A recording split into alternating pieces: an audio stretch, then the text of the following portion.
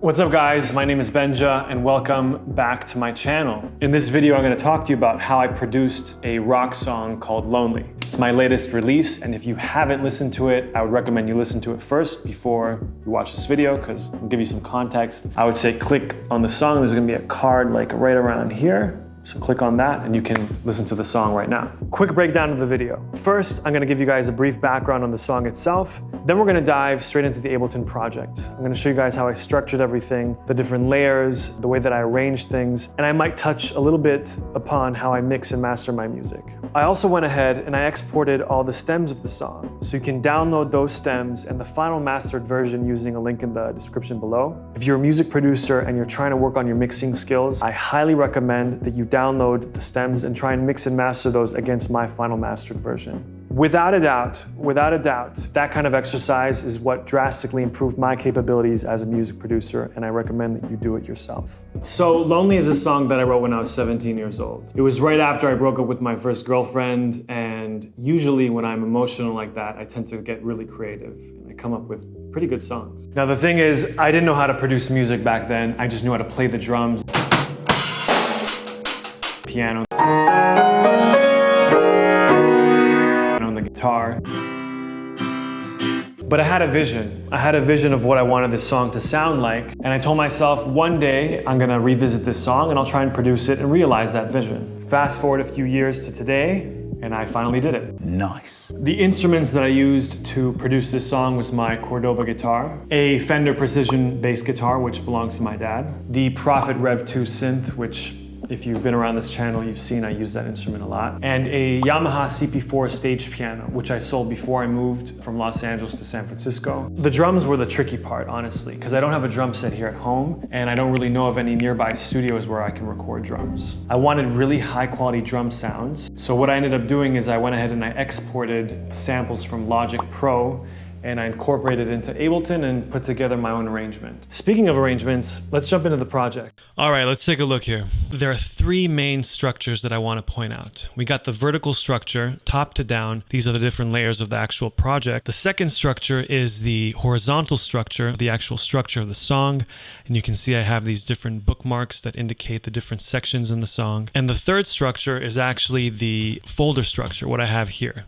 And as you can tell, there are a lot of different versions. I want to touch upon that just to give you guys a little tip on workflow. So regarding the vertical structure, I like to keep my percussive instruments and the drums at the very top. As we go down, we have the instruments that start at the lower end of the frequency, like the bass guitar, then the guitar, then we got the piano, the synths, and the other leads. This riser relates to these synths, but usually risers and effects I actually keep at the very end. And then we got our vocal groups. So I have my main vocal group. I might have some kind of delay which emphasizes different phrases. I have my harmonies and I have my background vocals. What I like to do is I like to group different instruments that are related one to another. For example, in the drums, I have all the different drums inside here, right? The kick, snare, crash, hats, rides, whatever. Usually I have some precision processing or things that are related to individual layers, but I also like to apply group processing. Specifically for the drums, for example, I might want to make sure that all these samples sound like they exist in the same universe. So I'll have some kind of like overall bus compression. And in this case, I have a universal audio plugin called the API 2500. It's a really great plugin. It really meshes drum samples together and makes it sound cohesive. So that bus type processing happens quite frequently in my projects. I might have some on the synths. Yeah, in this case, it's just like a little bit of some precision EQ. But let's say on my main vocals group, I'll have a bunch of processing. If you take a look here, as I expand all these different layers, I don't have any MIDI here. So I'm working almost exclusively with audio files or audio clips. The reason why I work primarily with audio clips is twofold. One, I need to make sure that I keep enough CPU here so that when I'm processing, it doesn't crackle and pop. The second reason I like to do it is because I like to commit to different ideas early and often. And MIDI, aside from the fact that it soaks up a lot of CPU, always leaves things open for me, mess with the melody or change things. And sometimes if I want to be productive, having MIDI in the tracks it's a distraction for me. At the very bottom here, I wanted to point to additional tracks. Essentially what they're doing here is that they were sampling everything.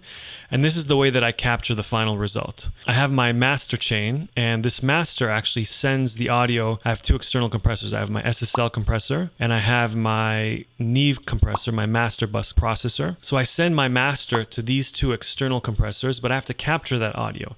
And the only way to do that is to print or to bounce it in real time. This is how I record my final versions of the song, and this is usually what I upload either to YouTube or Spotify or all those other platforms. There's one more thing that I like to point out, and this relates to layers that I use Melodyne on. By the way, for those of you that don't know what Melodyne is a plugin that you process vocals and other instruments.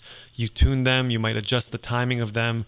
It's similar to like Warp in Ableton, or I forgot what it's called, maybe Flex or something in Logic Pro. It's just a very high quality version of it. I prefer this by far over any DAW related warping because the quality of the adjustments is just impeccable. It's amazing stuff. Now, my general workflow with Melodyne is that I usually have some kind of final layer, let's say in this case vocals. So the final vocals are going to sit here. I'm going to record my vocals onto this layer, and then I'm going to tune them with Melodyne. So here's an example. I recorded my vocals in this layer, in the draft layer. Then I applied Melodyne to it. It's going to be this small phrase, right? I wanted to tune it and make sure that it sits tight.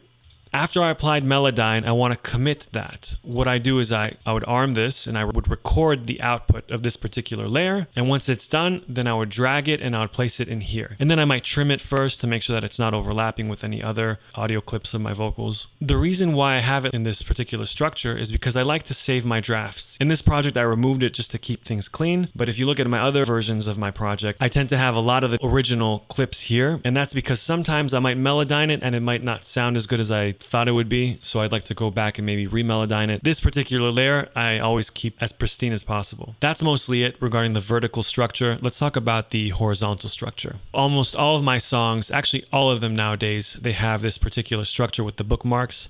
It makes it a lot easier for me to navigate and to figure out which section I'm working on. I have a separate project that's kind of like a composition project where I go and I analyze many different other popular songs by artists that I admire, that I look up to. And what I would do is I would do the exact same thing. I would reset the BPM to make sure that the BPM of the project is corresponding to the BPM of the track. And then I would bookmark and figure out how exactly do these artists structure their songs. And over time, I'd find, different patterns and different song structures that eventually I adopted myself. Usually I use those as templates for when I produce and write my own songs. This is an example of that. Last but not least is the actual folder structure. So when I produce, and this is also a great habit if you're working with other clients or you're producing for other artists, whenever I make major revisions on my tracks, I usually save that as a new version. And I start always with V0.01. Whenever I save a new version, I always leave some kind of comment so that I remember, okay, this was the alteration that I did. What I also tend to do, I'll bounce the version when I save it. And then if you look over here, I actually have a lot of different versions and they correspond to particular dates. And sometimes I like to revisit those different versions because maybe I processed something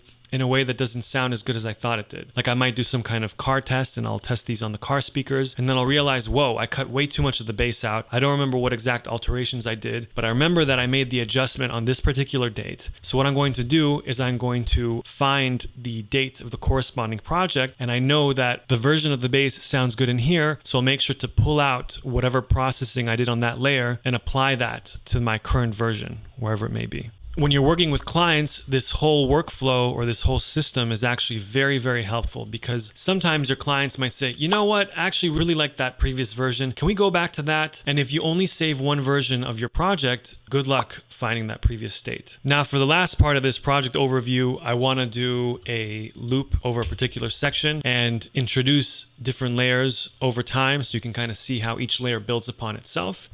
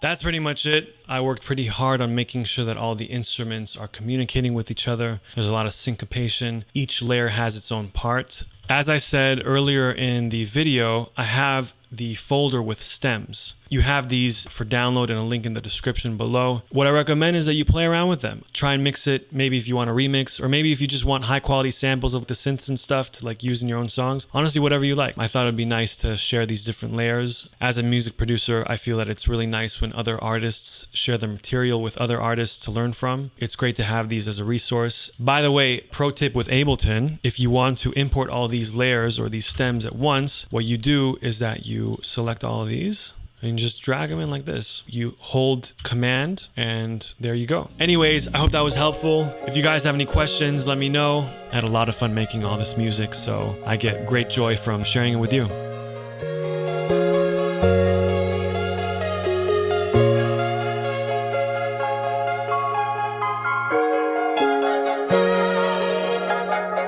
I wanna give you